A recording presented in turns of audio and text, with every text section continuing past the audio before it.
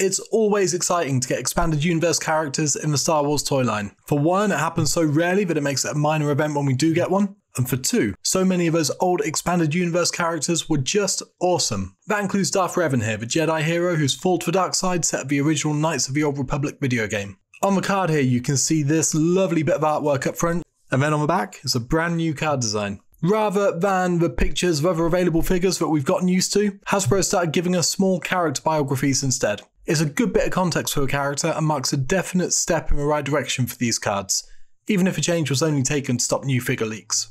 Just before we get too far into this, I want to let you know that I bought this figure with my own money, and as such all opinions are my own. Now let's get the Vintage Collection Darth Revan open.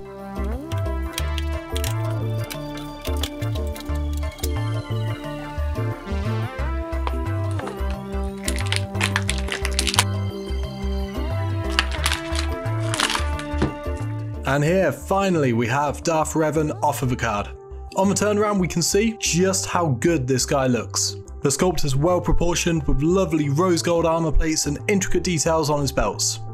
I generally prefer a combination of molded soft plastics and soft goods for robes like this, and Revan here is a great example of why. The plastic hood does a good job of both achieving the shape it needs to and pinning the soft goods cloak into place. It's not perfect, but it's a good solution for the scale Hasbro are working at here. Then the soft plastic tabard that drapes off his belt looks so much better than the soft goods version would. It's like the fixed sculpt and scale helps to sell the overall impression of the fabric robes. And on that note, the soft goods skirt and cloak look fantastic with the torn, tattered and frayed edges. It's a very cool look that shows us this is truly Revan on the dark side. Hasbro didn't cheap out under the cloak either. He's got another rose gold armor plate and many belt hooks. To move on to the articulation, we're going to need to take off his hood. It doesn't come straight off, you need to pull it over the back of his head and unhook it from under his chin, but it's straightforward enough. And there's his head underneath it all. With a long mouth and these circles on the side, it's more than a little reminiscent of a Mandalorian helmet. Revan's head is on a double ball jointed neck post, and with the hood out of the way he can look up so far, he can look down, and he can turn his head fully side to side. He has ball and hinge shoulders which can flex up so high, and have full clearance so he can spin his arms around fully. His elbow is on a single joint and goes to pretty much exactly 90 degrees. This is a bit of a come down from recent new vintage collection figures. Revan then has swivel hinge wrists with some good flex up. He's got a ball joint at the waist, but it only does so much. It spins left and right freely enough, but there's barely any give forward or back, so it's functionally just a swivel joint. Never mind those elbows, Revan does have a new style hips and they work a treat. He can do a decent Van Damme split, although it's slightly impeded by the skirt, but the main thing is the ease with which you can move his legs at the hip. There's a thigh cup, which is always nice, leading to a single swivel hinge joint that gives him a 90-degree bend at the knee. Then, finally, we get a pair of swivel hinge ankles with ankle rockers.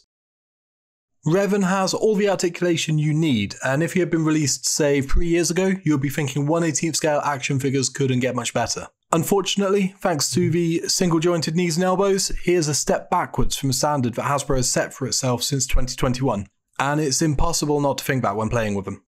Let's get onto the accessories, and first things first, the hood. It's a soft plastic, but it's quite thick, and so when it's on, it can actually throw Revan off balance and make him difficult to stand up. It's well sculpted though, and reminds me more than a little of the hoods that came with vintage Ewok figures. As it's pre-posed, it looks awkward if Revan's head is facing off of just a straight on angle, so as such I think I actually prefer him without the hood. It makes him a much more playable figure overall. After that we've got his lightsabers. First up there's his red single bladed saber, which looks the best of the two to me. Then we've got his classic purple bladed saber, complete with a famous jagged hilt. The lightsabers look good, but I prefer Revan just wielding the one. Holding two at a time can look a bit goofy. This just hammers home how much better it would have been if he had also come with unlit lightsaber hilts, but there you go. Like the old days with vintage collection articulation, you can just about give Revan a two-handed weapon grip, but it's a little clumsy. Double jointed elbows would have made a difference there. It might sound like I'm unhappy with the accessories, but that's really not the case, and Revan can look truly badass. He's just not quite as badass as he could possibly have been. Anyway, let's move on to your dad's favourite bit, the size comparisons. First up we have Revan next to his compatriot, Bastila Shan. This is Bastila from the old 3.75 inch Black Series line, but the differences between this release and the Vintage Collection release are minor at most. Next up we have Revan next to the awesome, if dated, Old Republic Trooper, which is also from a 3.75 inch Black Series. And next up, we have Darth Revan next to another Sith Lord for Black Series 3.75-inch Darth Plagueis. Next, moving from Plagueis to plagiarism, we have a Vintage Collection Kylo Ren. And finally, because why not, we have a Vintage Collection Knight of Ren. I believe this one is called Patrick. So now that all is said and done, is the Vintage Collection Darth Revan worth getting? I genuinely love this figure, and it's most likely the best Revan we'll ever get at this scale. However, the single joint elbows and knees, overly thick hood, and lack of unlit lightsaber hilts just scratches some points off of the top score. The only reason I'm anything like disappointed is because of the standard Hasbro has set for itself in recent years. Anyway, I got Darth Revan from Star Action Figures, one of my favourite UK retailers. £16 is a fair price for him, all things considered, and he's still available at most online retailers, so go and get him if you like what you see here. But with that, we are done. Have you got the Vintage Collection Darth Revan? If so, what do you think of him? Drop a comment down below and let me know. Otherwise, please like the video if you've made it this far, that will help the channel immensely. Consider subscribing if you haven't already, and until next time, take care in those outer worlds.